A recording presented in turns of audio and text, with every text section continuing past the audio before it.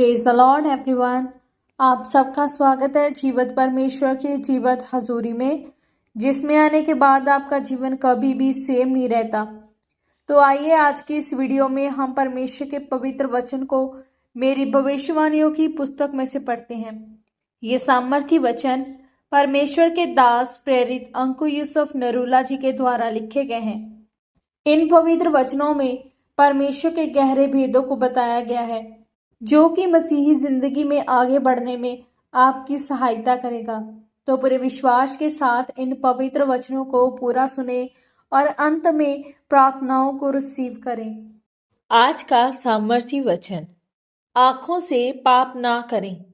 पवित्र वचन में जब हम पढ़ते हैं मत्ती 6 अध्याय उसके 22 वचन में लिखा है, शरीर का दिया आंख है, इसीलिए यदि तेरी आंख निर्मल हो तो तेरा सारा शरीर भी उजियाला होगा।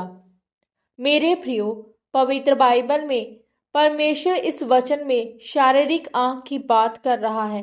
यीशु मसीह ने कहा, शरीर का दिया आंख है, इसीलिए यदि तेरी आंख निर्मल है तो तेरा सारा शरीर भी उजियाला होगा।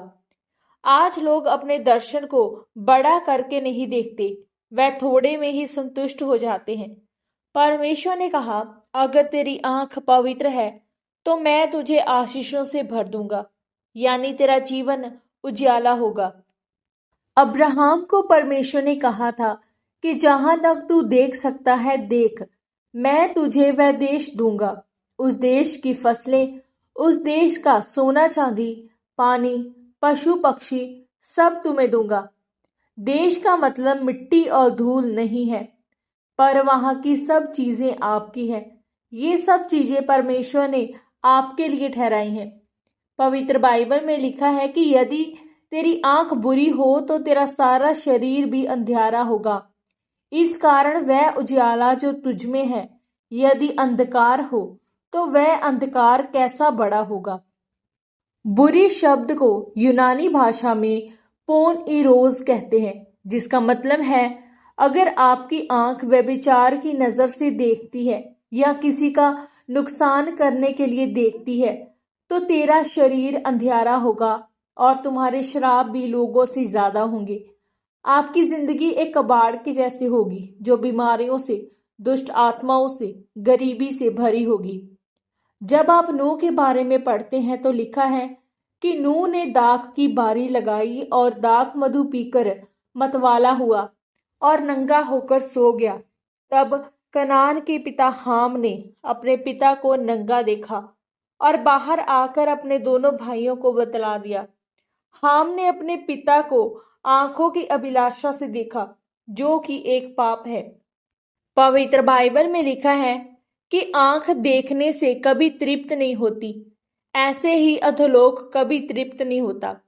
जब शेम और यपेत दोनों ने कपड़ा लेकर अपने कंधों पर रखा और पीछे की ओर उल्टा चलकर अपने पिता के नंगे तन को ढांप दिया, और वे अपना मुख पीछे किए हुए थे, इसीलिए उन्होंने पिता को नंगा ना देखा, जिसके कारण वह दोनों आशीषित हुए। आज आपको अपनी आंख की रक्षा करनी है।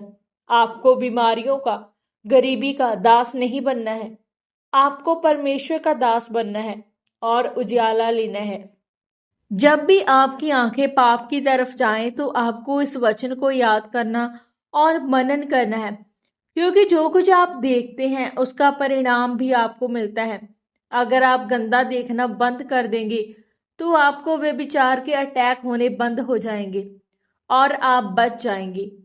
चाहे वह प्रभु का काम हो या शैतान का काम, उसकी शुरुआत आंख से ही होगी। जैसे परमेश्वर ने अब्राहम को आशीष दी, वैसे ही जब आप अपनी आंख को निर्मल रखेंगे तब आप भी आशीषित होंगे। इसीलिए मेरे प्रियो, आपको परमेश्वर के वचनों के ऊपर चलना है और मनन करना है। पवित्रताई में चलकर परमेश्वर के कामों को करना है। अपनी आंखों को सुरक्षित रखना है, तब परमेश्वर आपको आकाश के झरोखे खोलकर आशीषित करेगा। आमीन। पवित्र वचनों के अनुसार अंगीकार। सर्वशक्तिमान परमेश्वर, मैं इस वचन के लिए आपका धन्यवाद करती हूँ।